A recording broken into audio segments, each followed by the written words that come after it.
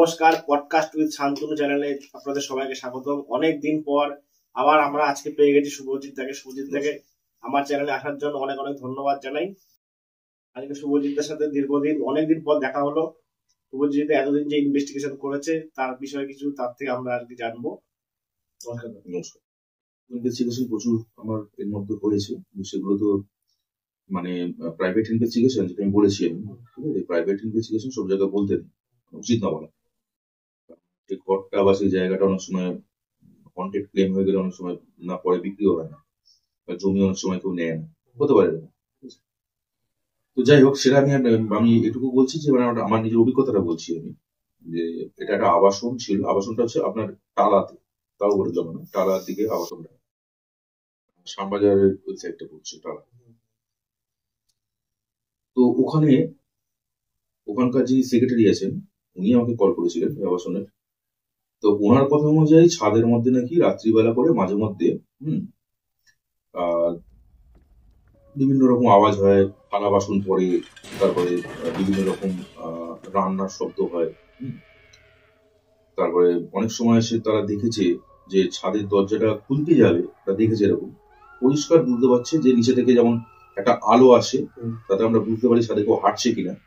ওরা পরিষ্কার দেখেছে ছাদে হাঁটছে।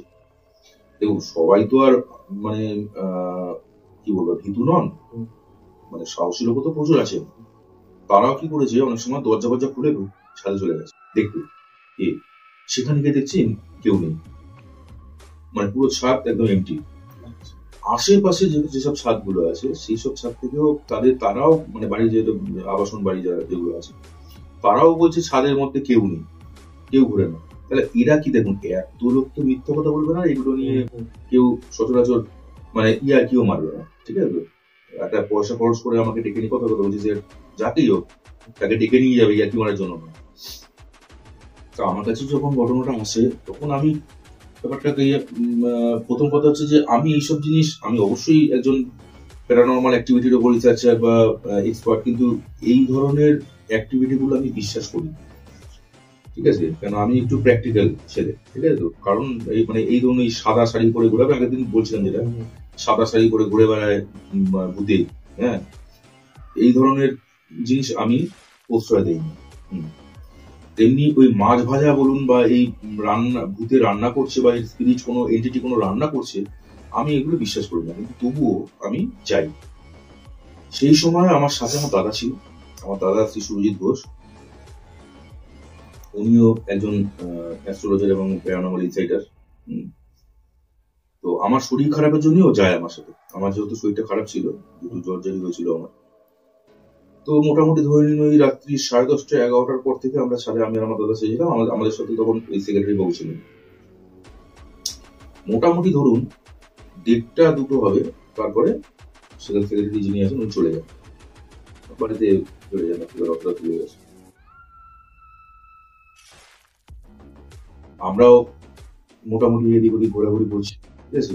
আমার যে ইকো বক্স বলুন বা আমার যে গ্যাজেট গুলো আছে বলুন, সেই গ্যাজেটের সাহায্যে আমিও মোটামুটি দেখার চেষ্টা করছি কোথাও এন্টিটি প্রেজেন্ট আছে কিনা।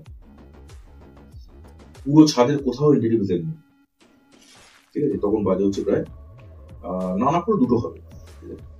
আশেপাশেও বিল্ডিং আবাসনেও তখন কিন্তু প্রায় দু একটা বাড়িতে তখন লাইট টাইট জ্বলছে।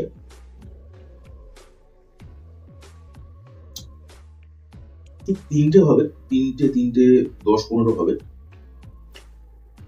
আমাদের একটু চোখটা জেনারেলি কিছুই পাচ্ছি না খুঁজে কাজে, তখন কি হয় মানুষ একটুখানি যখন একটুখানি চোখটা লেগে যায়, তন্দ্রামতো চলে আসে। হঠাৎ করে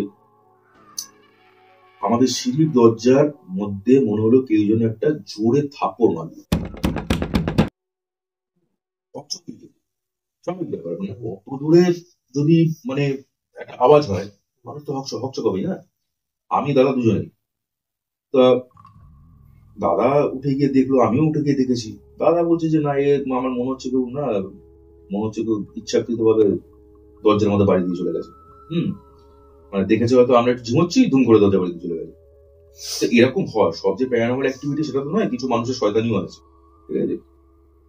তো আমরা সেটাই ভাবছি, আমি সেটা প্রথমবার ভাবছিলাম। কারণ কি, ছাদে তো কোনো এন্টিটি প্রেজেন্ট নেই, তাহলে আমি কি বুঝবো, ঠিক আছে। আমাদের তো গ্যাজেট দিয়ে কিছুটা আমরা ইউজ করি গ্যাজেট, আর নিজেরা আমাদের যে এতদিন ধরে যে শিক্ষাটা অর্জন করেছি, যে জিনিসগুলো শিখেছি, সেগুলো দিচ্ছে কোনো নেগেটিভ এনার্জি কাছাকাছি থাকলে পরে একটা বিশ্রী গন্ধ আসে। ঠিক আছে, সেই গন্ধ কিন্তু আপনাকে আমি বোঝাতে পারবো না, বা কেউ যদি আমাকে প্রশ্ন করে যে দাদা এই গন্ধটা কিরকম, আমি বলতে পারবো না।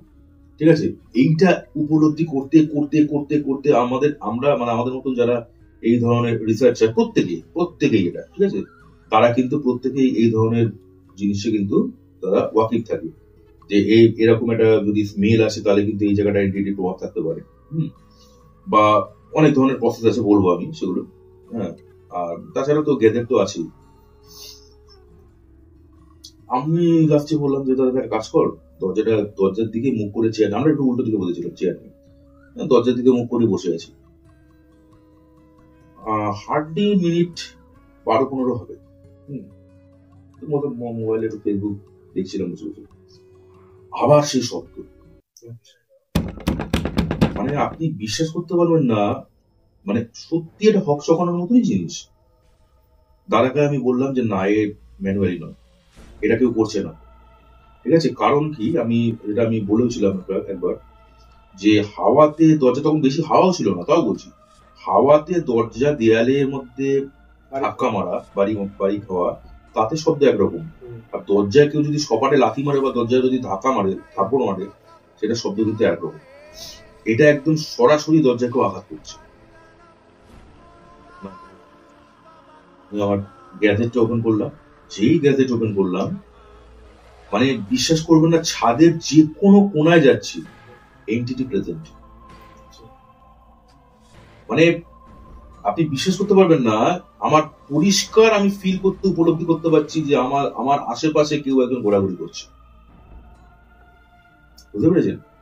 তখনও কিন্তু আমি ওই হাঁড়ি করার শব্দটা তো পাইনি, কিন্তু আমি ফিল করতে পারছি। একজন ভূত বা স্পিরিট তো দেখা যায় না, যে মানুষ বলে ভূত দেখেছিস, আমাকে অনেকে জিজ্ঞেস করে কি এইসব নিয়ে রিসার্চ করিস, ভূত দেখেছিস, আমি হাসি, মানে তার প্রশ্নটাতে আমি হাসি, সেভাবে মনে আমাকে বোকা বানাতে পেরেছে। বুঝতে পেরেছেন? সেভাবে কি সুজিতকে বললাম ভূত দেখেছি, সুজিত কিছু বললো না, চলে গেল, মানে সুজিত বোকা হয়ে গেল। আরে ভূত দেখা যায় নাকি?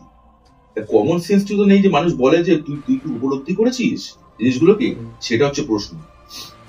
তো এই উপলব্ধিটাই কিন্তু সেদিনকে ছাদের মধ্যে আমার হচ্ছিল। আমি দেখিনি যে কোনো ভূত এসে আমার সামনে কথা বলছে বা আশেপাশে ঘুরছে। আমার আশেপাশে কেউ যখন, বা আমাদের আশেপাশে কেউ যখন ঘোরাফেরা করে, হ্যাঁ, আমাদের বডির যে ম্যাগনেটিক ফিল্ড বলি আমরা কিন্তু বুঝতে পারি। ঠিক আছে, যেমন ধরুন আপনি আপনার ঘরের মধ্যে বিছানায় শুয়ে আছেন, একটা এক্সাম্পল দিচ্ছি জিনিসটাকে, এটা সাইকোলজিতে আছে। এটা ধরুন আপনি শুয়ে আছেন আপনার ঘরের মধ্যে, চোখ বন্ধ করে শুয়ে আছেন, ঘরের দরজা ভেজা, আপনি চোখ বন্ধ করে অবস্থা কি বুঝতে পারলেন, যখন কেউ যদি দরজাটা খোলে আপনি কিন্তু পরিষ্কার বুঝতে পারবেন যে ঘরের দরজাটা কেউ খুলেছে। ঠিক আছে, আপনাকে কিন্তু চোখের দরকার পড়বে না। এটা কি বলে উপলব্ধি। আরো কিছুক্ষণ বাদে আপনি বুঝতে পারবেন আপনার মেয়ে ঢুকেছে, ওয়াইফ ঢুকেছে, না মা ঢুকেছে। চোখ খোলার প্রয়োজন পড়বে না, আপনি বুঝতে পারবেন ঠিক যে মাই ঢুকেছে ঘরের মধ্যে। কি করে বুঝলেন? এটা কিন্তু চোখের দরকার পড়লো না, এটা তো আমাদের সেন্স, আমাদের সিক্স সেন্স বা আমাদের ষষ্ঠ ইন্দ্রিয়, আমাদের এনার্জি, ঠিক আছে, আমাদের লাইফ ফোর্স, এগুলো সবই হচ্ছে আমাদের বুঝিয়ে দিচ্ছে যে চোখের দরকার পড়ে না আমাদের দেখতে গেলে আমাদের উপলব্ধি করাটাই আমাদের কাছে 100% স্যাঙ্গুইন। সেদিনকে ছাদও কিন্তু সেরকমই হয়েছে। আমি যখন আশেপাশে ঘুরছি বা আশেপাশে আমি যখন মানে পুরো ছাদটাকে আমি যখন ইনভেস্টিগেশন করছি, পুরো ছাদ, যেখানে আমার একটা কোনাও মানে এন্টিটি প্রেজেন্ট ছিল না, সেখানে পুরো ছাদে এন্টিটি প্রেজেন্ট।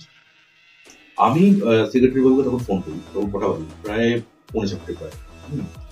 আমি সেক্রেটারি বাবুকে তখনই ফোন করি, তো উনি ফোনটা ধরেছে, মিথ্যে বলবো না, ওনাদের তো মানে আবাসনেরই তো এটা, আবাসন থেকেও আমাকে পারমিশন দিয়েছিল, সে কাগজও আমার কাছে আছে, মানে ওরা আবাসনের সবাই আমাকে সাইন করেছিল যে আমি ছাদে থাকতে পারবো, পারমিশন দিয়েছিল আমাকে। তো আমি ওনাকে ফোন করি, তো উনি বলছে ঠিক আছে দাদা আমি আসছি, আপনি তাহলে একটু বসুন, আমি আমার ওয়াইফও উঠে গেছে, তখন 4:45 বাজে, আমি ওয়াইফকে ডেকে দিচ্ছি, একটু চা নিয়ে আসি। তখন তো হালকা হালকা ঠান্ডা ছিল, এই তো কয়েকদিন আগে ঘটনা হচ্ছে, হালকা হালকা ঠান্ডা ছিল, চা নিয়ে আসি। কারণ দাদা আপনি চা পরে আনবেন, আপনি আগে আসুন। বলছি ঠিক আছে আমি আসছি। মানে উনি আসার আগেই, মানে ধরুন 4:45 হবে, মানে আমি জাস্ট ফোনটা কাটলাম, সঙ্গে সঙ্গে বিশ্বাস করবেন না, মানে সঙ্গে সঙ্গে দাদা বলছে ওই জায়গা আওয়াজ। আমি পরিষ্কার আওয়াজ পাচ্ছি চিল ছাদের মধ্যে, মনে হয় কেউ হাড়ি করা, মানে রান্না বান্না হলে যেরকম আওয়াজ হয়, মানে এটা না যে ছুটে ছুটে ফেলছে এরকম না।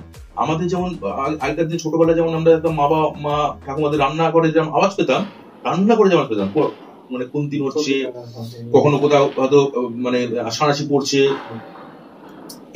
সেরকম আওয়াজ। ঠিক আছে, আর এই যে আওয়াজটা যে অন্য ছাদ থেকে আসছে এটাও নয়, একদম নয়। আমি তারা দুজনই চিল ছাদে উঠলাম, চিল ছাদ খালি আমি যাই, যেটা হওয়ার কথা স্বাভাবিক, ঠিক আছে, খালি তো হবে।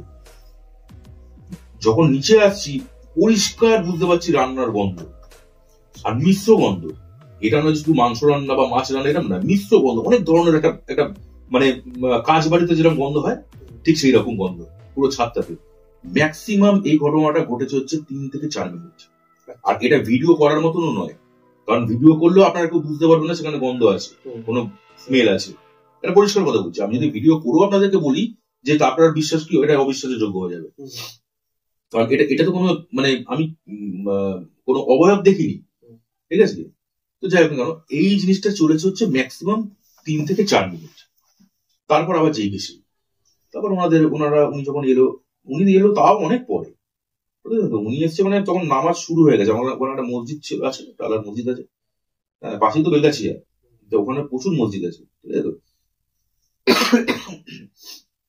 তো ওই জায়গাটাতে যখন ওই 4:15-20 নাগাদ যখন মসজিদ থেকে আজানটা শুরু করলো, তার আগেও মানে মোটামুটি বন্ধ হয়ে গেছে। এই ধরনের অ্যাক্টিভিটি, আমি এটা বলেছিলাম কথাটা, ওই জিনিসটা হাসাহাসি করলাম আপনার সাথে, যে এই ধরনের অ্যাক্টিভিটি আমরা ফিল করি, উপলব্ধি করি।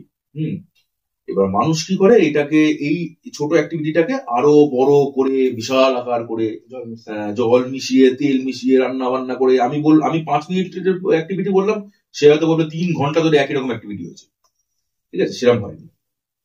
তো এইগুলোই আমি এটাই বলতে চাইছি যে অ্যাক্টিভিটি এই ধরনেরই হয়, ঠিক আছে।